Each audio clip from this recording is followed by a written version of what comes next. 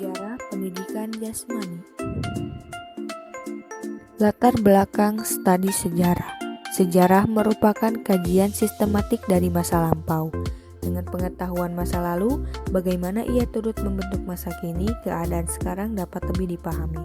Karena pemahaman yang baik akan datang, mampu menduga apa yang mungkin terjadi bahkan turut membentuk masa yang menjelang, datang dan ikut menciptakan masa depan. Sejarah pendidikan jasmani pada zaman primitif. Aktivitas fisik rupanya merupakan bagian kehidupan manusia. Evolusi manusia diawali dengan gerakan dan perkembangan Homo sapiens. Makhluk yang berpikir sebagaimana terbesar tergantung pada aktivitas otot-otot. Diduga bahwa aktivitas fisik manusia primitif berkaitan dengan mempertahankan hidup, mencari makan, tempat berteduh dan perlindungan dari keganasan lingkungan serta kelanjutan perkembangan suku. Kesegaran jasmani dalam masyarakat primitif mutlak diperlukan untuk terus-menerus dapat mempertahankan diri, dan karenanya dan dirinya pula selama ini dipelihara. Perkembangan manusia melalui berbagai perubahan zaman dan budaya, mengubah pula cara bermain dan berolahraga. Sejarah pada zaman kuno. Ada dua kebudayaan kuno yang masih tetap bertahan, yaitu Cina dan India. Cina mewariskan jenis aktivitas fisik dan permainan. Pada abad-abad permulaan di Cina, hidup diwarnai oleh tari-tarian, gulat, penahan, pemeliharaan, dan berbagai aktivitas fisik. Pendidikan jasmani digambarkan dengan seni menembak, sepak bola, tari, tinju, anggar, dayung, tolak batu, dan tarik tambang. Pada kebudayaan India sama tuanya dengan kebudayaan Cina, meskipun tekanan pada pendidikan jasmani diabaikan. Di India, permainan dan aktivitas fisik, akan tetapi sistem kasta yang berlangsung bersama dengan tekanan pada ketaatan, keimanan, dan agama yang bersifat mistik, menyebabkan kemajuan terhenti. Pendidikan jasmani dalam pendidikan tidak dianggap penting. Kebanyakan aktivitas fisik termasuk tarian berkaitan dengan agama. Zaman Greek dan zaman Romawi. Zaman Greek. Jika Sumeria merupakan tempat kelahiran, maka Greek mencapai kedewasaannya. Tak ada bangsa lain sebelumnya maupun sesudah zaman Greek yang meletakkan tekanan yang kuat, tidak hanya pada intelek, pada perkembangan dan kesempurnaan jasmani. Zaman Romawi.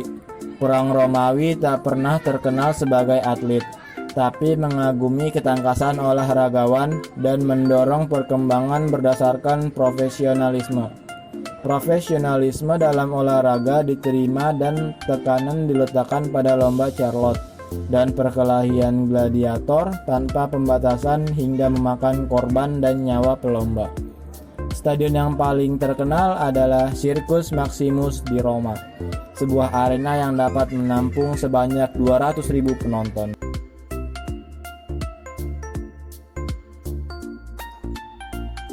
Zaman abad gelap dan zaman pertengahan. Zaman abad gelap, keruntuhan Kekaisaran Romawi tahun 476 Masehi, memulai datingnya abad kegelapan kebudayaan terhenti selama satu periode dan pendidikan tak teratur. Pada saat kejatuhan Romawi, baik moral maupun fisik penduduknya sangat lemah.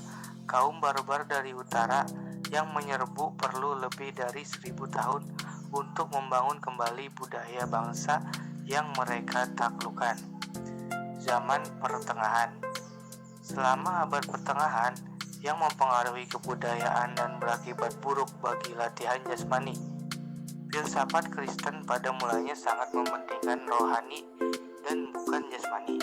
Asketisme adalah ajaran yang mengagungkan jiwa dengan mengabaikan dunia yang nyata. Latihan jasmani sama sekali tidak terdapat pada abad ini.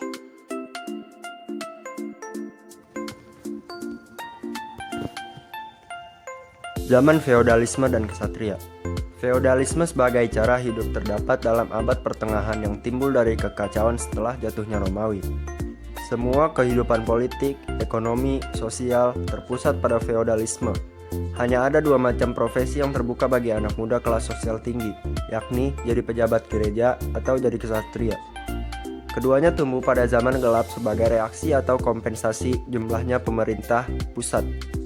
Gereja membutuhkan pejabat yang taat beragama dan intelektual cakap. Zaman Renaissance atau kelahiran kembali. Abad pertengahan berakhir dengan datangnya zaman Renaissance atau zaman kelahiran kembali. Zaman ini timbul sekitar abad 14-17. Zaman Renaissance adalah zaman ketika rakyat dalam alam dekadensi Roma dengan pengulasan barbarisme muncul kembali melepaskan diri dari kedalaman lubuk abad gelap dan abad pertengahan dan mencapai tingkat budaya yang mengasimilasikan dan kembalinya budaya Greek dan Romawi kuno. Renaissance ditandai dengan adanya filsafat, teori, dan praktek yang mengubah jalannya sejarah dan membuka jalan ke zaman modern. Zaman pendidikan jasmani modern di Eropa. Sementara Renaissance tumbuh bersamaan dengan reformasi Protestan, budaya Eropa memasuki periode nasionalisme. Timbulnya nasionalisme menandai tumbuhnya masyarakat modern. Negara-negara nasional yang kuat mulai terbentuk di bawah kekuasaan monarki. Pertumbuhan ini sebenarnya telah berlangsung lama. Zaman nasionalisme. Gerakan nasionalisme membawa asas pendidikan universal. Nasionalisme telah berhasil membuat warga negara taat pada negara. Pendidikan dibuat untuk mencapai tujuan itu. Dalam periode ini, pendidikan jasmani maju pesat pada zaman Greek. Sistem pendidikan jasmani mencakup olahraga, permintaan, dan gimnastik menjadi bagian integral dari program pendidikan formal. Pendidikan yang sengaja diprogram di lembaga-lembaga pendidikan seperti di sekolah.